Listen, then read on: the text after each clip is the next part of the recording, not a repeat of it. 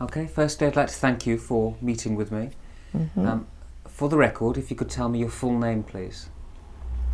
Daphne Dundas. And your date of birth and place of birth, please. 36. Born in Jamaica, Hanover. Can you describe your early childhood to me? Yeah, that was good. It was fascinating because it was 9 of us as children alive. My dad was a butcher. Sometimes he does fishing, and he was also a supervisor. My mom was a housewife, and we usually have a small holding.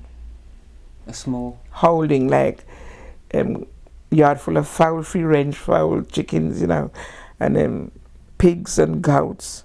Yeah, we lived in the country, and so things was good because for me, I didn't know what you call hard work because my 6 sisters and brothers, they're older than me. Mm-hmm. I'm way down the tail end. So they would do all the hard work. Not really me. I didn't know what to call hard work. And everything was common. Because I said my dad was a fisherman, he was a butcher. It isn't like here, restricted. You have to do one hour, it was, we lived then about probably a couple of miles from the sea in the country. My dad used to just go down and we used to get him the baits, and he would go fishing. Mm-hmm. Sometimes it's him and his friends, sometimes he alone, and he come back with, gosh, fish and more fish. Yeah. We have prawns, crayfish, shrimps, eel, crab. Those were second place, and we thought it was poor people's stuff. But coming here and realize and see the same thing, and how much you gotta pay for a pound of prawns. Gosh, on the Wolverhampton market it's £2.20 a pound for just a medium size prawns, and the big ones it's a lot of money. Mm-hmm. Lobsters, all the whelks, oysters, cockles, all those things, they were commonplace. And we thought, it was because it's only a poor people dish. We didn't realize how much we were fortunate, how lucky we were.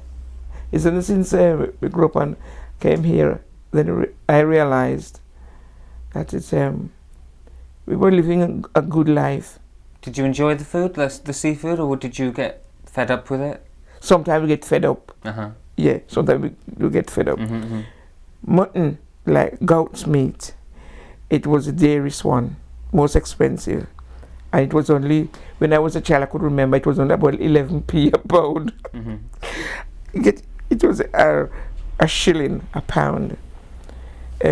Pork was about 10 pence. And I don't mean it 10 pence we have now. I mean it old money. Mm-hmm. Probably you don't remember the old money. No. And beef was the cheapest one. Beef was very cheap, about 9 pence a pound. But my parents didn't so much love the beef, so it's a little bit fish. When my dad stopped butchering, we would buy meat, Mm-hmm. and you could get fish because he catches a lot of fish, and everything was just plentiful. We have vegetable, fruits. Whenever I used to have fruits put on a fruit dish, it's too much. It's too much on a fruit dish. We go, as I said, it's in the country we lived. Mm-hmm. We would get a basket or a bowl, and so many of us as youngsters would go down the mango walk. It's like apple orchard of apples. It's the mangoes. We don't have the apples like what you have here, but we have the mangoes galore. And we would go down, and under this mango tree, for instance, we used to see some big nice mango sometimes drop or near ready to drop, because when they're ripe, they fall to the ground. And we pick some nice big ones up, and we move along to another tree, and with some bigger and nicer ones, we throw those away. I pick up some bigger and nicer ones, and we was so free. Nobody bothers you, or so would hurt you in the country, thing like that. Were you the oldest, the youngest, or in the middle? I was third to last. There was 6 before me. Yeah. Yeah. Then we would go down the river, and then because the water would be crystal clear, and we have stones. Then you have a deep pool, and it goes off shallow again, a lot of stones, and carries on like that until it empties out in the sea. Mm-hmm. And when you go down the river, sometimes we would sit in the water because the water is warm from the heat of the sun. The water is warm. You can have a swim in the deeper pools. Mm-hmm. And sometimes we'll just get our basket or bowl of mangoes and we'll go in the water. We'd sit down with all our clothes on. Mm-hmm. With all our clothes on. And we just wash some mangoes and we eat and we chat until we say, well, it's time for us to go. We would go back home because it's like a little village. Everybody knows one another, mm-hmm. and everybody lives near. So did you feel safe? Yeah, nobody bothers you, nobody troubles you. Mm-hmm. Was there any danger of crime? Nah, people could sleep with the door open. They could leave, they could go anywhere, and the door isn't locked. Even if it's locked, it wouldn't be a proper lock like here. Mm-hmm. No, and especially in the country. Well, in say Kingston is a big town. Montego Bay, it's like Birmingham and London. You will find a few crimes there then, but no, it's much more. But when I was a kid, you wouldn't find any crime in the country. Everybody look out for one another. They wouldn't see anything like that. So was yours a happy childhood? Oh, very. Oh gosh, very. What were your parents like? My mom, she couldn't read and write. She couldn't read and write, but my dad was educated. Mm-hmm. But my mom's common sense alone, oh gosh, she always said to us, I would love to read and write like other people, but I've got better morals than most of those who could read and write. Because my mom's standard, although she could not read and write, she was so clever in whatever she's doing. She would sit down and she was more like a solicitor or what you would call them today, social worker, and she would sit and she would listen to you. And she said, but if so and so, if you did so and so and so and so, it would work out to so clever. And we couldn't see it then because we were kids. But since we grew up, we say our mother was a special woman. She could not read and write, but she was a special woman. She used to say to my dad, she said, John, if I could read and write like you, I would probably break the bank. That means it's not stupid people break the bank. It's clever people with brains break the bank. And although my dad wasn't, he was he was learned, he was intelligent, but he wasn't as wise as my mom. Mm-hmm. He was short. He's a small man, but my mom was tall and slim. Yeah, and I probably look like my mom's side of family. Apart from my fingers, shape of my fingers, and the gap. All right. It's my dad who had that, the gap, and all the children, all of us, even the grandchildren and some of the great grands, they have the gap as well, because our son, some of his children, have the gap. It was my dad who had it, and it passes down. Yeah, but my mom she was a special woman. Mm-hmm. Did you enjoy school? Yeah. Why? Just like to go to school. You find the odd days when you sometimes you prefer to go somewhere else, but 9.5% out of 10, I always enjoy school. Yeah, and our teachers weren't like today's teacher here.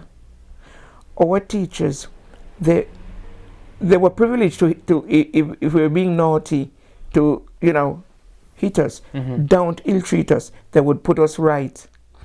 And at those times, when we leave our homes to school, the teachers have full responsibility for us. That's what they have. And they would see that they would have the time and patience to see that you learn. Right. You have to learn, because if you don't learn, it's a bad mark on them. Uh-huh. Because every year it's always been April. Can you hear me plainly? Sorry? Can you hear me plainly? Yeah. Every April we used to have an inspector come in the school to inspect the work, and you go through the class, each class, take them by class. We used to have A and B, then first, second, third, fourth, fifth, sixth, 8 classes. 8 classes. Uh-huh. And he would look at the work, all the classes, the summing up of it. And he would have whatever his remark, give his remark after. So it would be a bad mark against the class teacher. Mm-hmm. If he didn't get a good report, if the inspector didn't get a good report from the class or each class. Yeah. And I remember when I was in like middle division, we used to call it lower, middle, and upper division. Uh-huh. And that's what we used to call it back home. And I can remember when I was in middle division, I can't remember what it was now, but the inspector came and he asked a question. We were taught something a good while before, but I suppose it wasn't like rehearsed again. It was only start the ones, and everybody seemed, the inspector came and he asked this particular question, and all of us was like, we could not think what it was. And it went on for like a minute, and the inspector was really looking around to see if we weren't taught that particular thing. I can't remember what it was. And I remembered something click, and I remember The answer. yeah. And so I put my hand up, and the inspector said, all right, tell me what you remember about it. And I told him the answer. He said, yes, that was right. And when he was gone, we finished and he was gone, a teacher came to me and he said, thank you, Daphne, because if you didn't give the answer, the inspector said I would really get a good pulling up about it, because the kids, they weren't taught such and such a thing. But being you gave him the answer, he knew, it was taught. Right. And she was so pleased, really pleased. How old were you at the time? Oh, not more about 12. I don't think it was more about between 10 and 12. Yeah. We had one white teacher, Jamaican white, and she was such a lovely woman. Mm-hmm. Lovely woman, Miss Gammon. Why was she? She, sometimes the prejudice shows, but she wasn't like that. You understand? She wasn't like that at all. She was across the board. The kids must, if the child is willing to learn, she is there to spend her time. She will show them what to do. She'll help them along. Well, you're expecting it from the black teachers. You know what I mean? But she would put herself out. And I can remember this girl, I think her dad died, and she didn't have a lot. And this same teacher, she got clothes, socks, and God knows what, and gave to this girl, you know. And I always remember those little things, you know. And well, you know, as I said, if it's your own people, you would say, well, you're expecting that. But when, you know, somebody else, you know, really go out and do these things, it opens your eyes a lot more. I'm not saying you don't have good teachers here. You've got good teachers here. Mm-hmm. But sometimes the help what your kids would need, they don't give them, or you can't be found. So, excuse me. What kinds of things did you do out of school? Was there work in the house to be done? Was religion a part of your life at all? You know, what sort of things happened outside of school? Yes, well, as I told you, my parents used to cultivate, well, I didn't say that, they cultivate everything nearly. We were nearly self-sufficient. Right. But I wasn't the one for field. No. I wasn't the one for the bush. No. Not for me. And but I will do anything in the house. I mean, we didn't have carpet. Mm-hmm. And things like that. It was just wooden floor. I would stain the floor with dye and polish and shine it. And I would wash, cook, iron, big yard, big massive. We can only have a little back garden here. Mm-hmm. You know, which you that's what you see, you born and see a little back garden. But we didn't have like that. We got big, massive, open, big gardens. So we would have to sweep the yard, keep it clean, and we would have to look after it. Well, I used to, when the bigger ones they were married and gone, I used to look after the goats. Mm-hmm. My other sister, my younger sister, she used to look after the pigs. My mom take care of the chicken, you know, while my dad go out and whether the butcher or whatever. And we go to church with them, and that's how life was. We were free. We weren't loose children. Mm-hmm. Don't get me wrong, because my mom was very strict. Our mother was very strict, so we weren't loose to go from house to house. No. How was she strict? She wants to know where we're going, where we're at. You know what I mean? And if, for instance, now if a person, he said this family has some out of order children, she would make sure we don't mix with them. Right. Yeah. You understand? We don't mix with them. We keep away. But as you know, children want same place where your parents don't want you to go. That's the place you want to go because it's exciting. You know, the out of order, the things that they do in their house, because every family has their own rules. And as I said, loose words and things like that, it dare not act rude to adults or to anybody.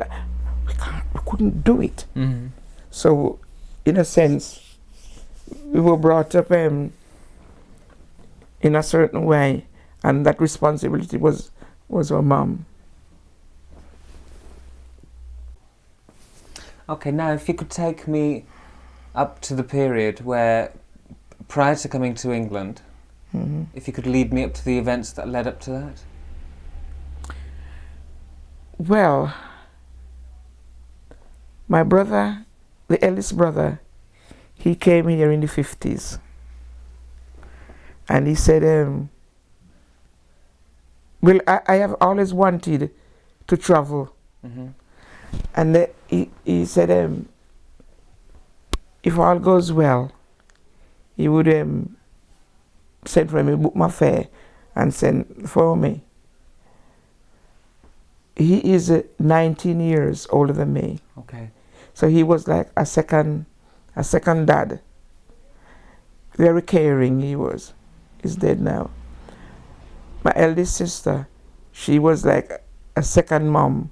So I was really nurtured. I was looked after. Uh-huh. You understand what I'm saying? Anyway, that brother came here, and my third brother came here just after. My second eldest brother, he said he do not want to come here, and he's dead now and he don't come here, so you can imagine. Ever? Never. He said if America had opened as England, he would go to America, but he never have the inclination of coming to England. No. Why? I don't know. Okay. So he came and he sent for me, and that's why I came here, because I always wanted to. I could only imagine what England looks like according to the books, the centers, which half of them weren't true. So how did you come? How did you travel? By air. Do you remember the date when you arrived? Yes. The 4th of November, 1961. Yeah. And what were your first impressions? Where did you land? And Gatwick. Yeah. Then took a taxi, and we got to this train station. Houston. Houston. So you took a taxi from Gatwick to Euston? Yeah. Yeah. Taxi and train. Yeah. Short distance. Yeah. And then we got to Euston, and we paid, I think it's 6 shillings from Euston. No, 14 shillings from Euston to Wolverhampton. And when I got on the train, I remember I suppose one of the warden on the train or whatever, on the line, he came in and asked me if it's the first time for me to come to Britain. I said, yes. He said, do you think you like it? So I said to him, if the people are nice, you know what he said. I said, if the people are nice. And he said to me, I can't forget it. He said to me, my love, you've got good and bad everywhere you go in the world. And I can't forget, he said that because some people just believe all immigrants coming here, they are no good. They were poverty. That's why we come here and things like that. Well, that's what he said to me.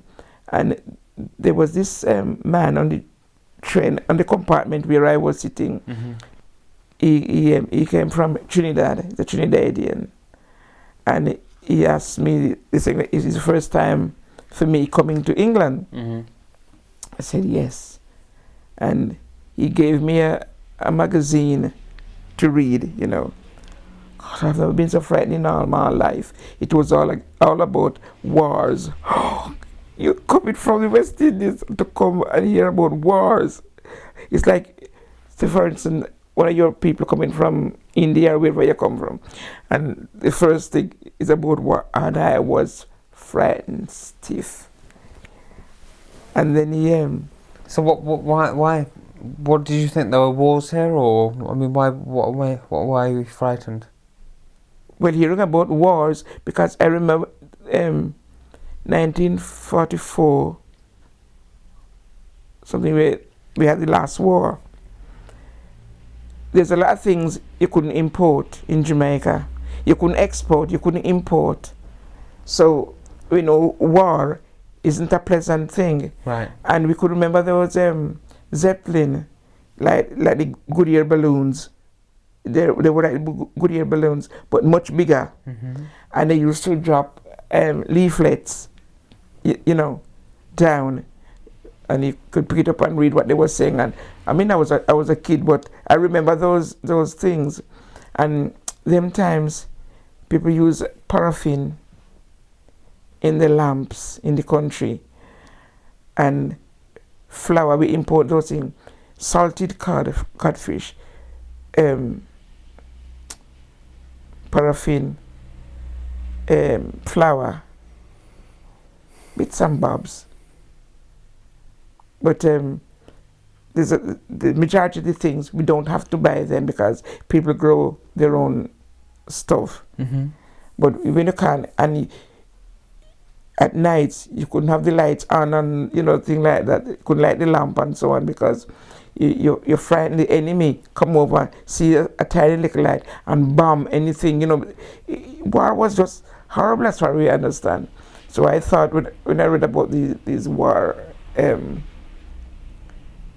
I read about in the magazine, it's scary. Mm-hmm. Yeah, it's scary. So that's why I was afraid. And I mean, it's not like walking distance. You can't go back. I would have to work and get, Mm-hmm. not fair. Yeah, but when I came here, I adapt myself to the country, the way of life. It's no point you're gonna, oh, I wish I was back home, where it's warm, it's dry, it's sunny, and I could get this free, and I could do this, and I can go there and here and there and everywhere. Mm-hmm. But you come here, so you have to make the best of it. So, roughly how old were you when you came here? 24. 24. And you lived with your brother? Mm-hmm. Whereabouts in Wolverhampton was that? The first place was Brighton Place. You know Brighton Place? Oh, Name rings a bell. Name rings a bell. Off the Merridale Road. Yeah. And on the other, I moved from there to 26 Merridale Road. Right. Just, the Pelican Crossing on Merridale Road. Yeah, yeah. Just below there. Near Yeah. the shop. Just after the shop? No, you don't go so Pelican far. Crossing, okay. You went nearer to Eye Infirmary. That Right. Pelican Crossing near to Eye Infirmary, or near to Oak Street. Mm-hmm. Yeah. Mm-hmm. I just live few doors down, 26. Okay. Yeah. So when you came here, did you work? I've always worked. Mm-hmm. I came here the 4th, and I started working the 21st. So I have always worked. Did you find it easy to find work? This young woman knows my brother. She didn't know me, but she heard I've come up, and she went and asked her boss for a job for me, and that's how I started working. So I didn't have any problem. I've never out of a job. Mm-hmm. I mean, now I'm retired, but I'm doing part-time. I've always worked.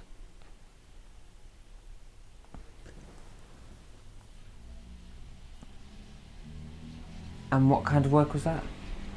Working in factory stores. Right.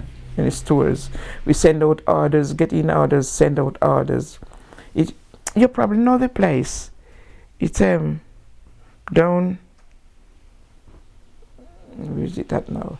It was on Montrose Street in town, but it's gone down. Must be to Bushbury Way. Maynells, that valve place. They make all sort of pipe fittings. Maynells. Right. Mm. So, do you want to describe briefly maybe how you met your husband? Well, I was introduced to him By? a friend. Okay. Yeah. Well, the same person who got me the job. Yeah. And over what period of time did you see each other, maybe prior to marriage, or how did it work? Well, you're gonna make me think now. Probably about 2 or 3 years. Yeah. Mm. Yeah, and And you have children? How many? 2. 2. Yeah. And We and although I had the children, I've always worked. Them days were like childminder in them days, and it was a common thing then. mm-hmm. So you leave your children and you work. Somebody's on the phone. Yeah, and then we worked, and that's how we come to have a deposit to get this house. We have always worked. Mm-hmm. But now he isn't working because, yeah? Okay, definitely. If you could tell me something a little about your children. Well, Sonia is the eldest one, and she's married. She's got 2 children. She's done two years of study. She's training to be a teacher. So she's got a year left to go. Well, the son now is Keith. That was probably you might know him. His name is Keith, and he's married. Well, he was married, and we didn't work out, and they got quite a few children. Mm-hmm. Well, he's working. He's what you would call jack of all trade. He got a certificate for painting and decorating. He does electrics, Right. All sorts. Handyman. Yeah, Mm-hmm. yeah. Woodwork, all sorts. And but he's now working at somewhere by the college. Mm-hmm. Yeah. He's more a person, physical, with his hands. But the sister is more pen and paper. It's 2 different Mm-hmm. people. And so it goes. Tell me, you were brought up in Jamaica, so you were brought up in a certain way, maybe. Mm-hmm. You brought your own children up in this country. Were there any differences? Was it difficult, do you think, from the way your parents had brought you up compared to the way you brought your own children up? No. Well, not a lot of difference. But I would learn here, which people would just, grab hold of children and murder them and things like that. You would more be careful of keeping them close to you. Whereas back home, you could roam acres of land, acres and acres away from home, and nothing go wrong with the children. So when were your children born, roughly? Where? When? In the 60s. In the 60s. Mm-hmm. So even in the 60s, you felt like you needed to watch over them. Yeah. You didn't let them go too far. No, oh no, Okay. oh no. They had to play in the back garden, Mm-hmm. not on the street. Mm-hmm. No, they could not play on the street. I can remember when Keith was 9, he said, "Mom, there's some kids over there playing on the street, playing football on the street and blah, blah." I said, "I think the back garden is big enough for you to play, so you stay around there." But, getting older, I give him his little privilege Mm-hmm. to go out and meet other kids and, Mm. well, he's grown up now, I can't stop him. Yeah, but it's you fear anything happens, and even when it's not your fault, you're gonna think, well, if I did that, if I did do that, I did do this, it wouldn't happen. And like black family, I am not a racist, Mm-hmm. but I have seen things happen Mm-hmm. with a black family. They either are even Asian family. They think we are stupid. Anything happen to our family because we are dumb. We are stupid. Sorry, who thinks this? The government, the police, Mm-hmm. yeah, the police especially think we are stupid, and they look at us as if we don't care or we are not interested in our families and things like that. Mm-hmm. What gives you this impression? How do you come to this understanding? You see the television. Mm-hmm. If it's all right, we've seen it on the television. We hear other people talk, but even when if anything goes wrong, this young woman, she went to visit her friend, and when she was coming, she have her hair cut low, and she have a plumpish face. When she was coming back, she was stopped by the police. Mm-hmm. And when he came on and looked and see that it's a girl, he said, all right, you may go. If it was a boy, what do you think he would do?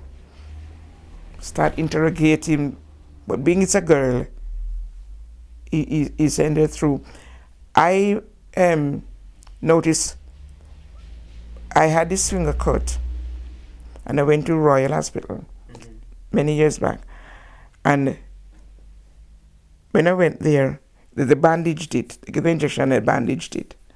Fair enough.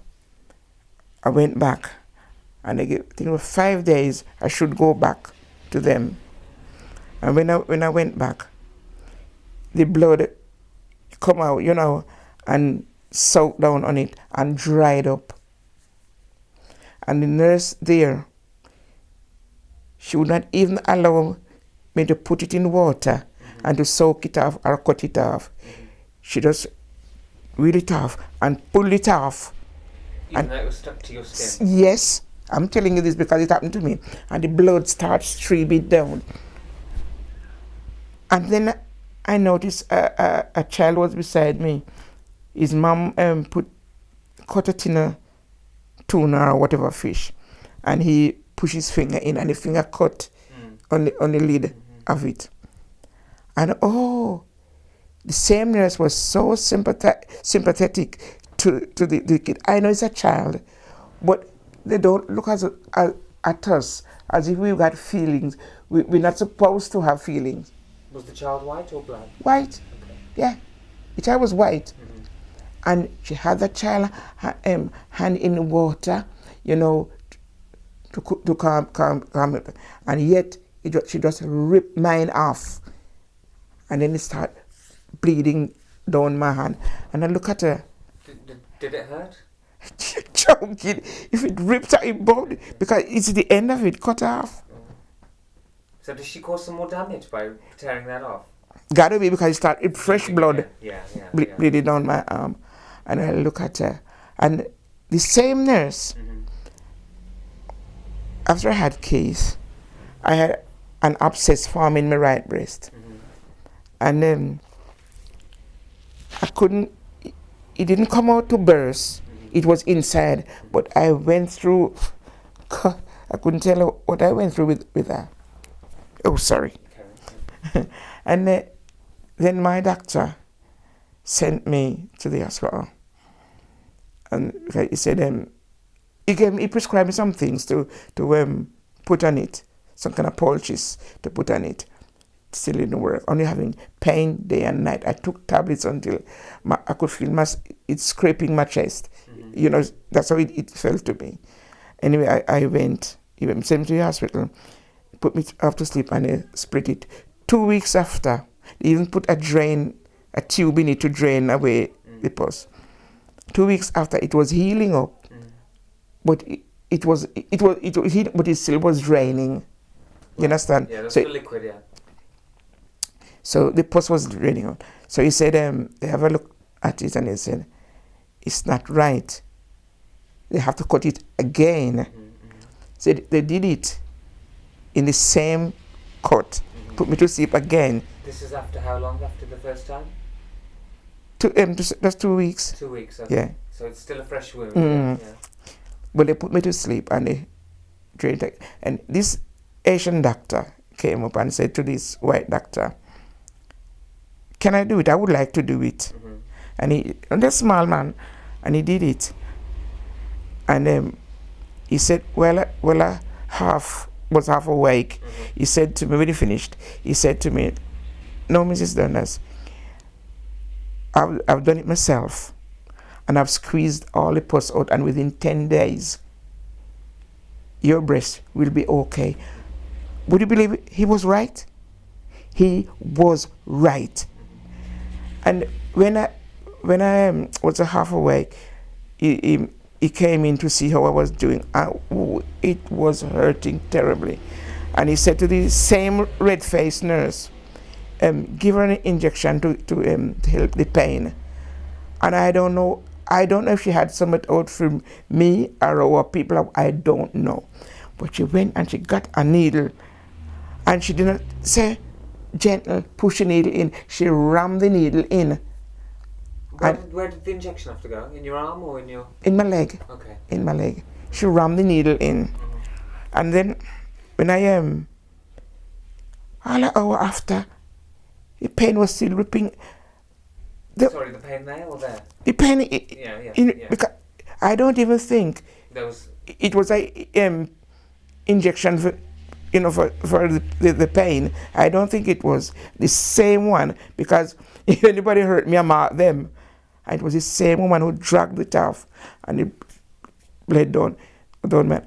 I'm not saying all of them are horrible, but they have the few horrible ones, really horrible. Because you got some nice, really nice, genuine white people, like any other race. When I was working at Tower, I got more Asian friends more than my own.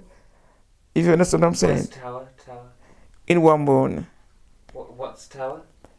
With them saucepans and... Right, okay. Yeah. Mm-hmm. And we just, men and women, me and them just get on great. And then it's but so when sometimes these things happen, it really, it sticks in your mind, because they're uncalled for. They're unnecessary to hurt people without, you're hurting already.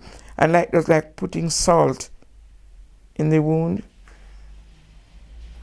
Do you think things are getting better now or worse, or how are things now? Worse, I think. Why?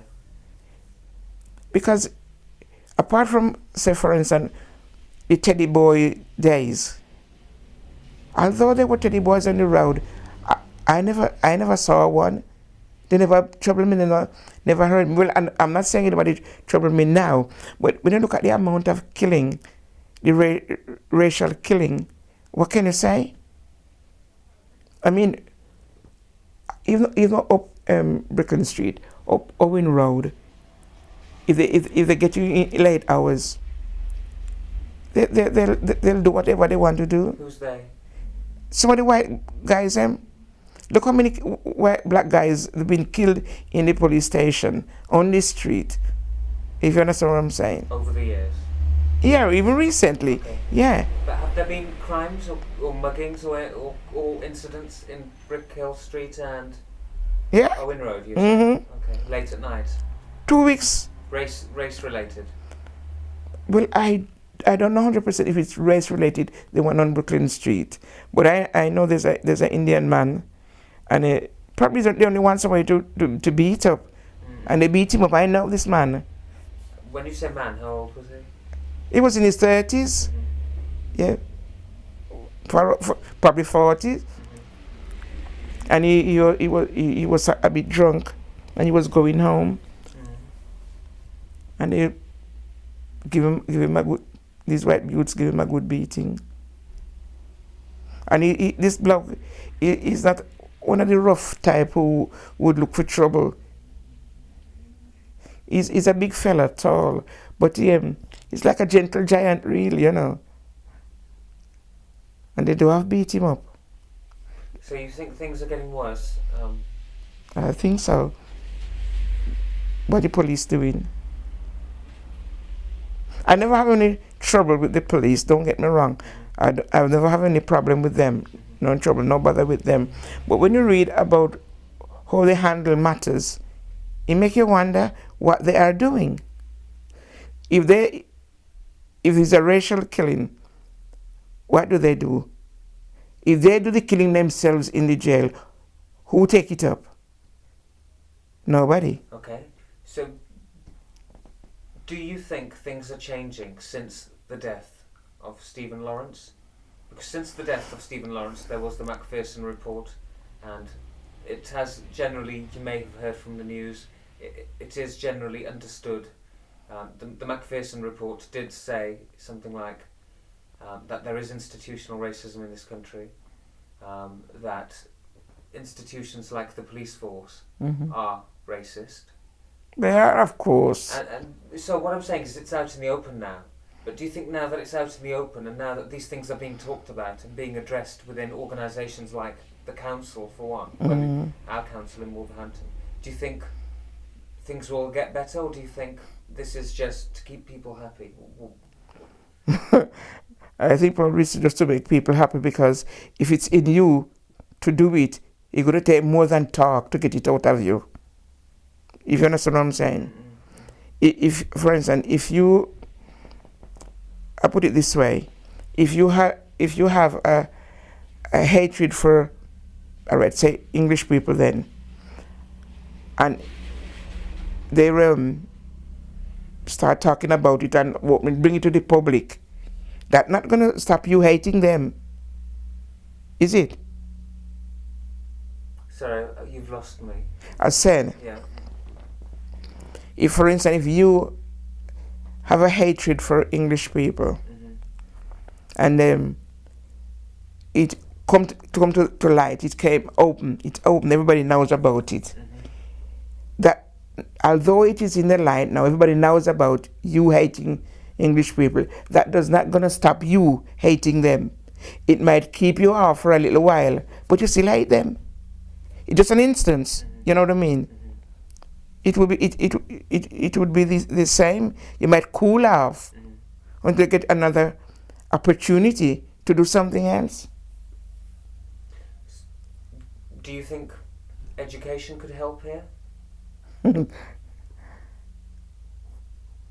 a lot of people need education, believe me, because there are a lot of kids leaving school and they can't even read, they can't count, they can't do much.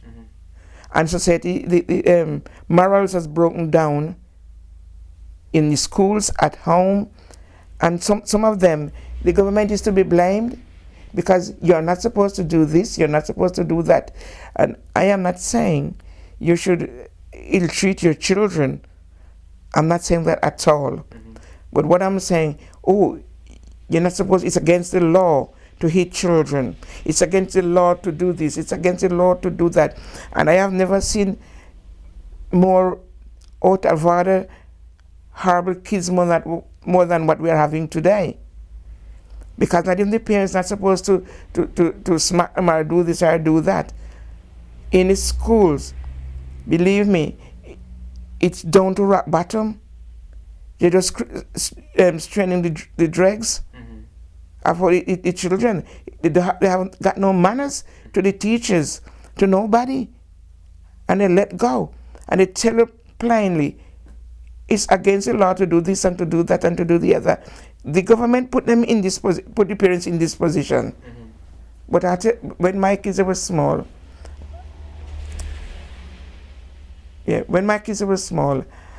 I said, if they do anything naughty, and I'm gonna give them a slap, I said, it's better me hitting them, because I would hit them with mercy more than the police use a truncheon on them to break their ribs or to bust their skull or whatever. I'm gonna do it with mercy, and they can't tell me what to do and what not to do. They are not their children, they are mine. So, they have grown up now, and now I don't come and ask me any question. The daughter, when it came in, when you were just coming in, you hit your children, you should call the police and blah blah. You remember? It was about 12, and the son was 10. And then one day I overheard her saying to the brother, "If mom beat us again, we'll call the police." And the brother said, yeah, we'll call the police. So I moved around to where they were. I said, look, when I smack you, you can call the police as much as you wish. And when the police come, I'll give you another one in front of the police. And if the police put his hand there, I'll give him a whipping too and send a pair of you with him out.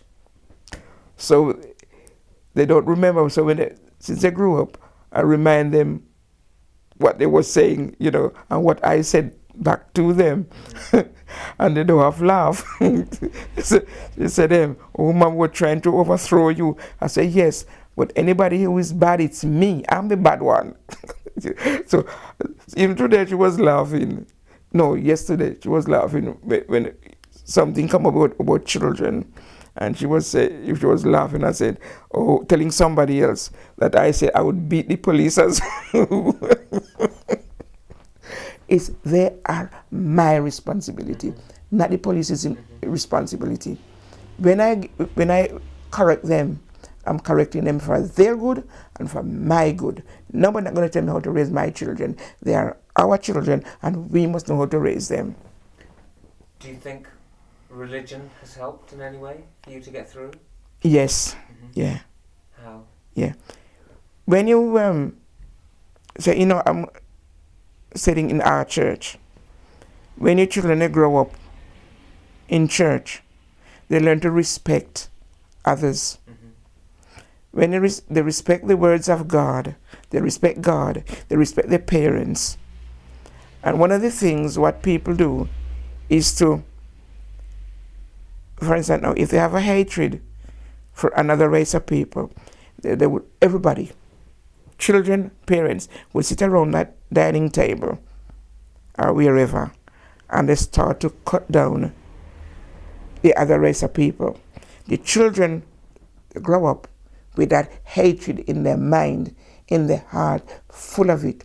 When you bring your children up in the fear of God, that people are people, anywhere you go, there are people. You got good Indians, bad West Indians, good West Indians, and the same with the white man.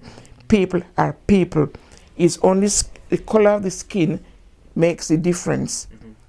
But if you cut my hand or my arm, wherever, and cut yours, I don't have black blood and you have brown blood.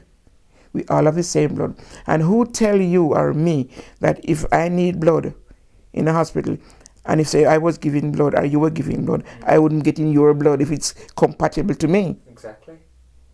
Who tell us that? Who tell that the white man wouldn't get black blood, black people's blood, Asian people's blood, and it's the other way around?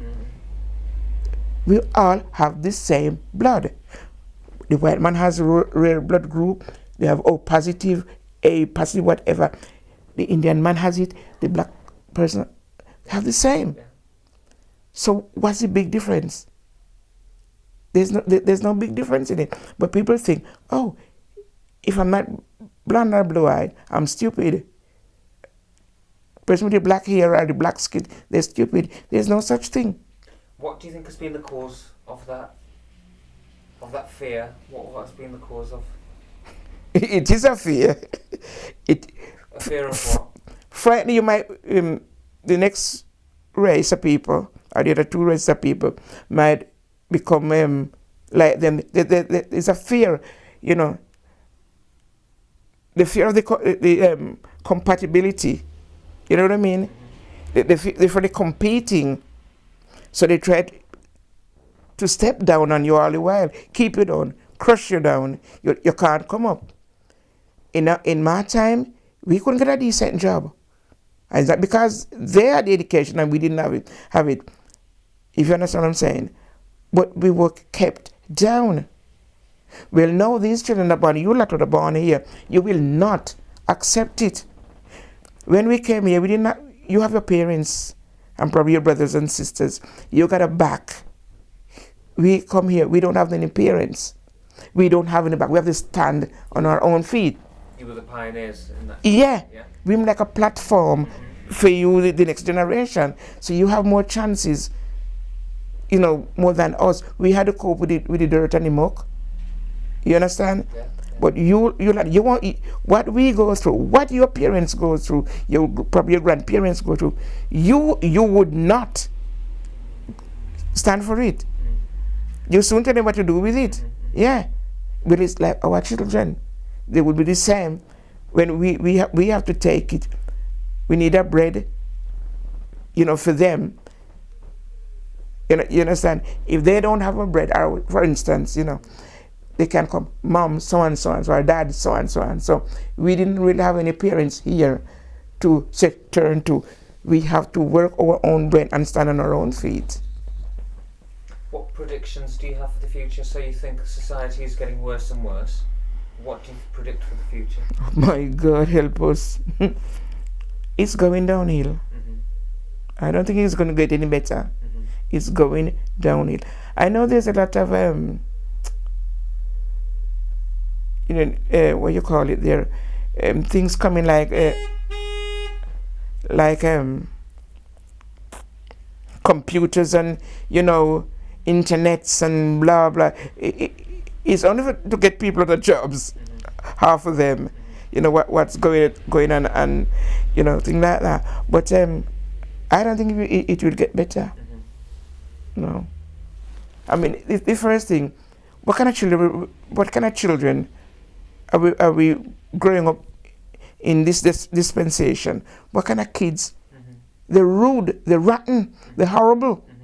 You cannot control them, they're uncontrollable. So what are you gonna do? Look in the social service, in the homes, and God knows what. Look how many of them in there. They loose, they let go. So what kind of generation are we gonna have after you lot, say your children, and if they were spare and carry on? It's like the doom. What do you think has been your contribution to Wolverhampton? Well, I have always worked. They get my tax. I used to do fostering. Me and my husband used to do fostering. Yeah. And we did it for how long?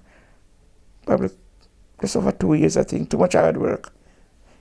Those kids, and they always seem to send the bad ones to us. Really horrible, rotten ones to us. What sort of age? I wanted from 4 to 7, and they were sending us from 4 to up to 11. Okay. So I couldn't bother.